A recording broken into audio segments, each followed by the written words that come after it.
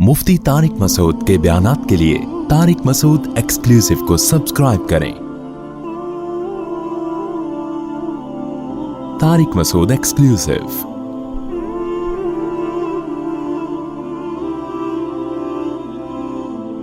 हुवल्लज़ी ख़लक़कुम मिन नफ्सिन वाहिदा। ये सूरह आराफ का आखिरी रुकू है। अल्लाह ताला, क्योंकि कुरान का बेसिक मकसद तो लोगों को अक़ीदा तौहीद पे लाना और ताकि लोग सब एक खुदा की इबादत करें, उसके हलाल को हलाल समझें, उसके हराम को हराम समझें। तो अल्लाह ताला इस रुकू में इंसान से एक किस्म की शिकायत कर रहे हैं कि अल्लाह अपनी कुदरत से तुम्हें औलाद देता है, और बहुत से लोग उस औलाद को अल्लाह की तरफ मंसूब करने के बजाय कि अल्लाह ने दी है, अपने बातिल माबूदों के खाते में डाल देते हैं। इसका तज़किरा अल्लाह ने किया, हुवल्लज़ी, अल्लाह वो ज़ात है, ख़लक़कुम मिन नफ्सिन वाहिदा, जिसने तुम्हें एक जान से पैदा किया, आदम से, वजअल मिन्हा ज़ौजहा, और उसी आदम से उसकी ज़ौजा को बनाया, लियस्कुना इलैहा, ताकि वो आदम उससे सुकून हासिल करे। तो इंसान की ज़ौजा का बड़ा मकसद अल्लाह ने क्या बनाया कि मर्द को औरत के ज़रिए, ज़ौजा के ज़रिए बहुत ज़्यादा दिमागी सुकून मिलता है। ये अल्लाह की नेमत। इस नेमत का तकाज़ा ये था कि ये जो निज़ाम है, बेटा और बेटी पैदा होते हैं, फिर बेटे की शादी, फिर बेटी की शादी, और फिर आगे नस्ल चलती है, ये तो सब अल्लाह के एहसानात हैं। तो इस पूरे प्रोसेस की निस्बत अल्लाह की तरफ की जाए, लेकिन अल्लाह शिकायत करते हैं, फलम्मा तग़श्शाहा, पस जब वो जान उस ज़ौजा को ढांप लेती है। अब बज़ाहिर तो ऐसा लग रहा है गोया आदम अलैहिस्सलाम की बात हो रही है कि जब आदम ने ज़ौजा को, ये किनाया है असल में जिमा से। कुरान हम बिस्तरी और जिमा की बातों का सराहतन तज़किरा नहीं करता, किनायतन तज़किरा किया कि अब लगा ऐसा रहा है जैसे आदम अलैहिस्सलाम की बात हो रही है कि आदम ने जब हव्वा को ढांप लिया और हमलत हमलन खफीफ़न, और उनको थोड़ा सा खफीफ हमल, बोझ महसूस हुआ। पहले ज़माने में अल्ट्रासाउंड और ये सब चीज़ें नहीं थी, औरत को पता नहीं चलता था कि वाकई मेरे हमल है या नहीं है। जब तक हमल में बोझ पैदा नहीं हो जाता था, उस वक्त तक मियाँ बीवी को यकीन नहीं आता था। कुरान कह रहा है, फलम्मा तग़श्शाहा, जब उसने ढांप लिया, हमलत हमलन खफीफ़न, बोझ उठाया उस ज़ौजा ने, उस औरत ने, मामूली सा, फमर्रत बिही, और उसी बोझ के साथ वो चलती रही। यानी उसने उसको नज़रअंदाज किया कि पता नहीं बच्चा है या नहीं है। लेकिन फलम्मा अथक़लत, जब वो बोझल हो गई और उसको यकीन हो गया कि मेरे पेट में बच्चा है, तो खुशी होने लगती है उनको। तो क्या खुशी, दाअवल्लाह रब्बहुमा, दोनों मिल के अल्लाह को पुकारते हैं। पहले ज़माने में मिसकैरेज बहुत ज़्यादा हुआ करता था। पहले ज़माने में हमल ज़ाया होने के ख़तरे बहुत ज़्यादा थे। बच्चा ठहरने के बाद भी यकीन नहीं होता था कि नॉर्मल बच्चा होगा या ये हमल ज़ाया हो जाएगा।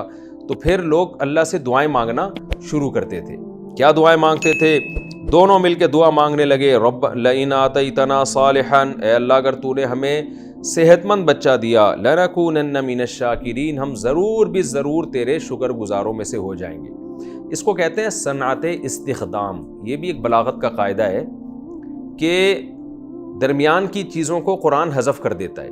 अब वाक़या चल रहा था कि अल्लाह ने आदम को बनाया, आदम से उनकी ज़ौजा को बनाया, फिर जब उस मर्द ने औरत को ढांप लिया, तो यहाँ आदम अलैहिस्सलाम मुराद नहीं है, बल्कि ये दरमियान में पूरा एक वाक़या हज़फ है जो बिल्कुल बदीही है। इसलिए अल्लाह ने हज़फ कर दिया कि जब अल्लाह ने आदम से उनकी ज़ौजा को बनाया और आदम को ज़ौजा के पास सुकून मिला, आदम अलैहिस्सलाम ज़ौजा के पास गए, उनसे उनकी औलाद चली, फिर औलाद दर औलाद होते होते यहाँ तक नौबत पहुँची कि वही मर्द जब औरत को ढांपता है, यानी अपनी ज़ौजा के साथ जिमा करता है, तो नतीजा यहाँ तक पहुँचा कि बहुत से लोग ऐसे पैदा हो गए कि पहले तो अल्लाह से दुआएं मांग रहे हैं कि अल्लाह तूने हमें नेक साले औलाद दे दी तो हम तेरा शुक्र अदा करेंगे, लेकिन जब अल्लाह ने उनको औलाद दी तो बजाय अल्लाह का शुक्र अदा करने के मुख्तलिफ तरीक़ों से शिर्क करने लगे। किसी ने कहा कि मैं चूँकि मज़ार पे गया था इसलिए मुझे ये औलाद मिली है। किसी ने कहा फ़लाँ बाबे से मैंने सर पे हाथ रखवाया था इसकी वजह से ये औलाद मिली है। किसी ने क्या कहा, यहाँ तक के मुशरिकीन मक्का तो बच्चों के नाम अब्दुश-शम्स ऐसे नाम रखना शुरू कर दिए उन्होंने कि फ़लाँ मौके पे ये वाक़या हुआ था तो इसको शम्स की तरफ, यानी सूरज की तरफ मंसूब कर दो, सूरज का बंदा ही है। तो इसको कहते हैं सनाते इस्तिख़दाम, कि कुरान ने درمیان کا نا پورا وہ پروسیس حذف کر دیا، کیونکہ یہ تو بالکل بدیہی بات ہے کہ آدم علیہ السلام سے شرک نہیں ہو سکتا۔ حضرت عبداللہ بن عباس رضی اللہ عنہ سے بھی اس آیت کی تفسیر میں یہی منقول ہے کہ یہ جو قرآن آگے ذکر کر رہا ہے کہ فلما تغشاہا، جب مرد نے عورت کو ڈھانپ لیا، تو اس سے مراد ہرگز آدم علیہ السلام نہیں ہے، بلکہ آدم علیہ السلام کی اولاد مراد ہے۔ تو بعض چیزیں بدیہی ہوتی ہیں تو قرآن ان کو اختصاراً ذکر کر دیتا ہے، اس کو زیادہ ڈیٹیل میں نہیں جاتا قرآن۔ اب میں دوبارہ اس آیت کا ترجمہ کرتا ہوں، سمجھ میں آئے گا انشاءاللہ۔ هو الذی خلقکم من نفس واحدہ، وہ اللہ وہ ذات ہے جس نے ایک جان سے تمہیں پیدا کیا، وجعل منہا زوجہا، اسی سے ان کی زوجہ کو بنایا تاکہ وہ مرد اپنی زوجہ سے یعنی آدم اپنی زوجہ سے سکون حاصل کریں۔ فلما تغشاہا، لیکن جب وہ مرد جو آدم سے پیدا ہوا ہے یعنی اس کی جنس مراد ہے، وہی نفس جو اللہ نے پیدا کیا تھا جس کو مرد کہا جاتا ہے، وہی اس کی جنس مراد ہے، اس جنس کی طرف ضمیر لوٹ رہی ہے۔ وہی نفس جب اپنی زوجہ کو ڈھانپ لیتا ہے تو کیا ہوتا ہے؟ حملت حملا خفیفاً، اس زوجہ کو ایک حمل ہوتا ہے، بوجھ اٹھاتی ہے معمولی سا، فمرت بھی، اور اسی بوجھ کے ساتھ چلتی رہتی ہے۔ اسے نہیں پتہ ہوتا کہ میرے پیٹ میں اللہ نے میرے لیے اولاد لکھ دی ہے۔ فلما اسقلت، لیکن جب وہ بوجھ بھاری ہوتا ہے، دعوا اللہ، تو اللہ کہتے ہیں انہی میں ایسے لوگ پیدا ہوتے ہیں کہ میاں بیوی مل کے اللہ سے دعا مانگنے لگتے ہیں۔ کیا دعا مانگتے ہیں؟ لئن آتیتنا صالحا، اے اللہ اگر تو نے ہمیں، جیسے ہمیں اب امید ہو گئی اولاد کی تو پتہ نہیں حمل ضائع ہو جائے گا، معذور بچہ پیدا ہوگا، اگر تو نے ہمیں صحت مند بچہ دے دیا، لنکونن من الشاکرین، ہم ضرور شکر گزاروں میں سے ہو جائیں گے۔ یعنی اب تک تو یہ کسی کو درمیان میں بابے کو نہیں لے کر آ رہے، کسی بت کو نہیں لے کے جا رہے، لات منات اور عزا کو نہیں درمیان میں لا رہے، ان کو پتہ ہے یہ اللہ کی قدرت ہے۔ اب تک تو اللہ کو پکار رہے ہیں، لیکن ہوتا کیا ہے؟ فلما آتاہما صالحا، جب اللہ نے ان کو نیک اولاد دے دی، یعنی روحانی اعتبار سے صالح یا جسمانی اعتبار سے دونوں داخل ہو سکتے ہیں، جب اللہ ان کو صحت مند بچہ دے دیتا ہے، جعل لہ شرکاء، تو یہ دونوں میاں بیوی اللہ کے لیے شریک ٹھہرانے لگتے ہیں۔ تو ساری دنیا کے میاں بیوی ایسے نہیں کرتے، یہ بات بار بار قرآن میں بیان کر چکا ہوں کہ قرآن جب کہتے ہیں نا یہ لوگ ایسا کرتے ہیں تو ساری دنیا کے سارے لوگ مراد نہیں ہوتے۔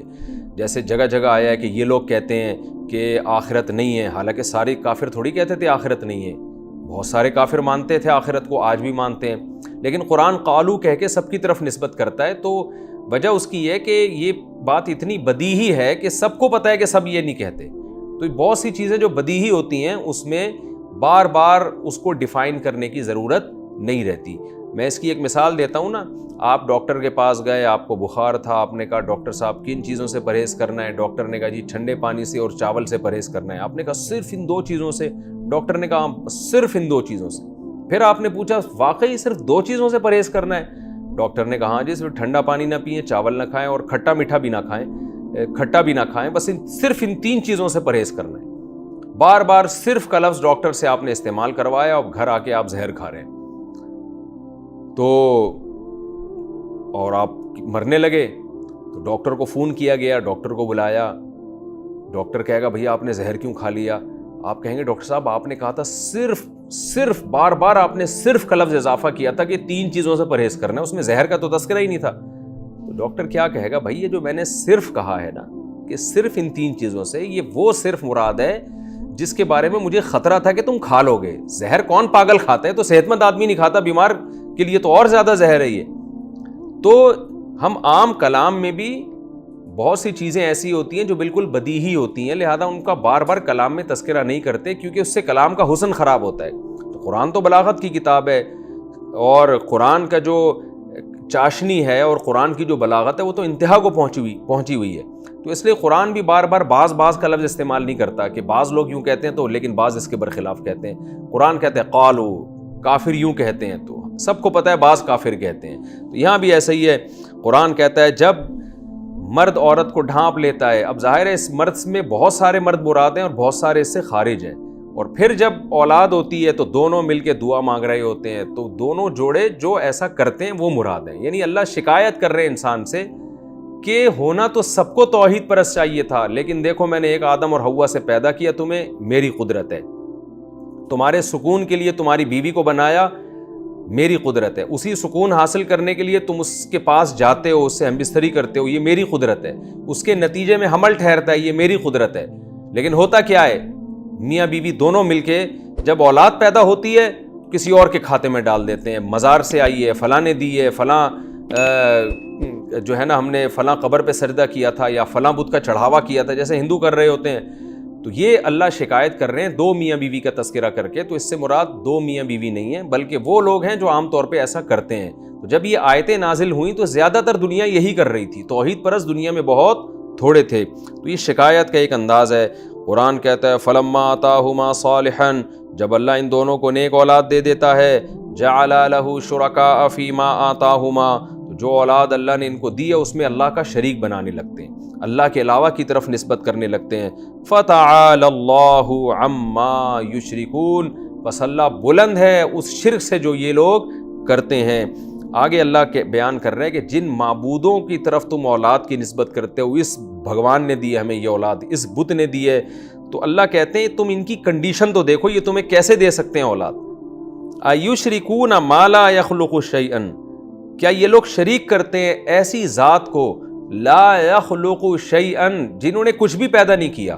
اولاد تمہیں دے دینا تو دور کی بات، انہوں نے تو کچھ بھی نہیں بنایا ہے. تو پتھروں کے بت جن کو عرب پوجا کرتے تھے وہ تو ایسے ہی تھے، انہوں نے تو کچھ بھی نہیں بنایا. وَهُمْ يُخْلَقُونَ، بلکہ یہ خود بنائے جاتے ہیں، ان کو انسان اپنے ہاتھوں سے ان بتوں کو تراشتے ہیں. وَلَا يَسْتَطِيعُونَ لَهُمْ نَصْرًا، اور یہ جو پتھر کے بنے ہوئے بت ہیں جن کی طرف مشرکین اولاد کی نسبت کرتے ہیں کہ ہم نے فلاں بت کا چڑھاوا کیا تھا، جیسے ہندو مندروں میں جا کے چڑھا رہے ہوتے ہیں نا، پتہ نہیں کیا کیا چڑھا رہے ہوتے ہیں، اور پھر کہتے ہیں یہ اولاد دے گا اور یہ کاروبار میں برکت دے گا یا فلاں دے گا. یہ بت پرستوں کی زیادہ نفی ہے اس آیت میں. تو اللہ فرماتے ہیں کہ وَلَا يَسْتَطِيعُونَ لَهُمْ نَصْرًا، یہ خود اپنی مدد نہیں کر سکتے. اگر تم ان کو توڑ پھوڑ کرو جیسے ابراہیم علیہ السلام نے کی تھی، تو یہ خود اپنے آپ کو نہیں بچا سکتے. وَلَا يَسْتَطِيعُونَ لَهُمْ نَصْرًا، یہ ان لوگوں کی مدد بھی نہیں کر سکتے. وَلَا أَنفُسَهُمْ يَنصُرُونَ، اور نہ خود اپنی مدد کر سکتے ہیں. یعنی لوگوں کی مدد تو دور کی بات، جب تم ان کو مارو گے پیٹو گے یہ اپنا دفاع نہیں کر سکتے. وَإِن تَدْعُوهُمْ إِلَى الْهُدَىٰ، اگر تم ان کو سیدھا راستہ دکھاؤ گے، لا يَتَّبِعُوكُمْ، تو یہ فالو نہیں کر سکتے. آگے آیت میں آ رہا ہے اس لیے فالو نہیں کر سکتے کہ ان کو تمہاری بات سمجھ میں ہی نہیں آ رہی ہوگی. تو جو خود سیدھے راستے پہ نہ چل سکے، جو بھگوان، جو بت، جو معبود، وہ تمہیں سیدھا راستہ کیا دکھائے گا؟ وہ تو گمراہی کا ذریعہ بنے گا. اگر تم ان کو سیدھا راستہ دکھاؤ گے، کوئی گائیڈنس دو گے، یہ تمہیں فالو نہیں کریں گے. سواء علیکم، تم پر یہ برابر ہے، ادعوتموہم، کہ تم ان کو پکارو، ام انتم صامتون، یا تم ان کے سامنے چپ کھڑے رہو، یہ تمہارے حق میں برابر ہے. تمہاری مراد نہ ان کے سامنے چیخو پکار سے پوری ہوگی اور نہ ان کے سامنے خاموش رہنے سے پوری ہوگی. ان کا وجود و عدم تمہارے لیے برابر ہے. یعنی تم ان کو پکارو گے تو بھی کچھ نہیں ہے، نہیں پکارو گے تو بھی کچھ نہیں ہوگا، کوئی نقصان نہیں دے سکتے تمہیں یہ. پھر آگے قرآن بہت واضح طور پر ان بتوں کی برائی بیان کرتے ہوئے کہتا ہے ان الذین تدعون من دون اللہ. دیکھیں یہ آیتیں ہمیں وجد نہیں دلا رہی، لیکن جب کوئی بت پرست ان آیتوں کو پڑھے گا تو اس کا دل اندر سے ہلے گا. اللہ کہتا ہے ان الذین تدعون من دون اللہ، اللہ کو چھوڑ کر جن کو تم پکارتے ہو، عباد، یہ غلام ہیں، بندے ہیں، امثالکم، تمہارے جیسے. تو تمہاری طرح کے عباد ہیں، عبد کی جمع بندے ہیں، غلام ہیں. اللہ جیسے تم پر اللہ کی مرضی چلتی ہے، ان پر بھی اللہ کی مرضی چلتی ہے. جتنے تم عاجز اتنے یہ بھی عاجز، بلکہ تم سے بھی زیادہ عاجز ہیں. تو جیسے دوسرے مقام پہ آتا ہے فدعوہم، بس تم ان کو پکارو، یہ تمہارے جیسے ہیں، تم ان کو پکارو. فلیستجیبوا لکم، ان کو چاہیے تمہاری پکار کا جواب دیں. جیسے ہم کسی کو سمجھا رہے ہوتے ہیں نا، بھائی یہ تیرا کام نہیں کر سکتا، اگر چل ٹھیک ہے اس کو کہہ کے دیکھ تو، اور اس کو چاہیے کر کے دکھا دے تیرا کام. تو بالکل یہی انداز اللہ نے اختیار کیا ان بتوں کے بارے میں کہ فلیستجیبوا لکم، ان کو چاہیے کہ تمہاری پکار کا جواب دیں. چپ کیوں بیٹھے ہیں یہ؟ ان کنتم صادقین، اگر تم اپنے دعوے میں سچے ہو، تم اگر یہ سمجھتے ہو کہ یہ معبود ہیں، ان کے پاس اختیارات ہیں، تو پھر تم ان کو پکارو، ہم بھی تو دیکھیں کیا تمہاری پکار کا یہ جواب دیتے ہیں، اور ان کو بھی چاہیے کہ تمہاری پکار کا جواب دیں. الہم ارجل یمشون بہا، اللہ فرماتے ہیں کیا ان کے پاؤں ہیں جن سے یہ چل سکتے ہیں؟ یہ یمشون بہا اس لیے کہا کہ پاؤں تو ہوتے ہیں، بعض دفعہ بتوں کے پاؤں بھی ہوتے ہیں، آنکھ بھی، ناک بھی، اس لیے قرآن نے کہا ایسے پاؤں ہیں جن سے یہ چل سکیں. الہم ارجل، کیا ان کے ایسے پاؤں ہیں، یمشون بہا، جن کے ذریعے یہ چل سکیں. ام لہم ایدی یبطشون بہا، کیا ان کے ایسے ہاتھ ہیں جن کے ذریعے پکڑ سکیں یہ کسی چیز کو؟ ام لہم اعین یبصرون بہا، کیا ان کی ایسی آنکھیں ہیں جن سے یہ دیکھ سکیں؟ ام لہم آذان یسمعون بہا، کیا ان کے ایسے کان ہیں جن سے یہ سن سکیں؟ نبی صلی اللہ علیہ وسلم جب یہ آیتیں پڑھتے تھے، آپ سوچیں وہ لوگ جو صدیوں سے بیت اللہ کے اندر 360 بت رکھتے ہوں اور ان بتوں کے نام پہ جانیں قربان کر دیتے ہوں، ان پر یہ آیتیں بجلی بن کے گرتی تھیں آیتیں۔ تو اللہ یہی کہہ رہے ہیں کہ جن کو تم نسبت کرتے ہو نا کہ ان بتوں نے ہمیں اولاد دی ہے، تو ان بتوں کی حالت تو دیکھو، یہ تمہیں کہاں سے اولاد دیں گے؟ اولاد تو وہ اس نے دی ہے جس نے آدم کو اور حوا کو پیدا کیا، پھر ان میں ملاپ کا جذبہ رکھا اس نے، پھر اس ملاپ کے نتیجے میں نسل در نسل پیدا ہوتی چلی جا رہی ہے۔ تو اللہ کہتا ہے ام لہم آذان یسمعون بہا، کیا ان کے ایسے کان ہیں جن سے یہ سنتے ہیں؟ قل، اے نبی کہہ دیجئے، ادعوا شرکاءکم، تم اپنے شرکا کو پکارو، ثم کیدونی، پھر سب مل کے میرے خلاف تدبیر کرو، فلا تنظرون، اور مجھے مہلت بھی نہ دو۔ یعنی اپنے شرکا کو پکار کے سب مل کے کہو اپنے معبودوں سے کہ بھئی محمد صلی اللہ علیہ وسلم ہمارے عیب بیان کرتے ہیں کہ ان کے پاؤں چلنے کے قابل نہیں ہیں، آنکھیں اندھی ہیں، ان کی کان سننے کے قابل نہیں ہیں، تو اپنے بتوں سے کہو کہ بھائی یہ محمد صلی اللہ علیہ وسلم بہت ظلم کر رہے ہیں ہمارے خلاف، ہمارے اوپر، تو سب مل کے کچھ تدبیریں کر لو اور مہلت نہ دو محمد صلی اللہ علیہ وسلم کو۔ تو اے نبی آپ خود ان کو چیلنج کر دیں، کیا مطلب؟ کچھ بھی نتیجہ نہیں نکلے گا، یہ بت مسٹنڈوں کی طرح پھر بھی دیکھتے رہیں گے بس، یعنی ایسا لگے گا جیسے دیکھ رہے ہیں، حقیقت میں دیکھ بھی نہیں رہے ہوں گے۔ تو اے مشرکو، تم جاؤ اپنے بتوں سے جا کے کہو کہ محمد صلی اللہ علیہ وسلم بہت کچھ تمہارے خلاف بول رہے ہیں، اب کچھ تو کرو نبی کے خلاف اور مہلت بھی نہ دو۔ تو اے نبی آپ ان سے کہہ دیجئے کہ یہ کام تم کر لو اپنی تسلی کے لیے، لیکن میرا کچھ بھی نہیں بگڑے گا۔ کیوں؟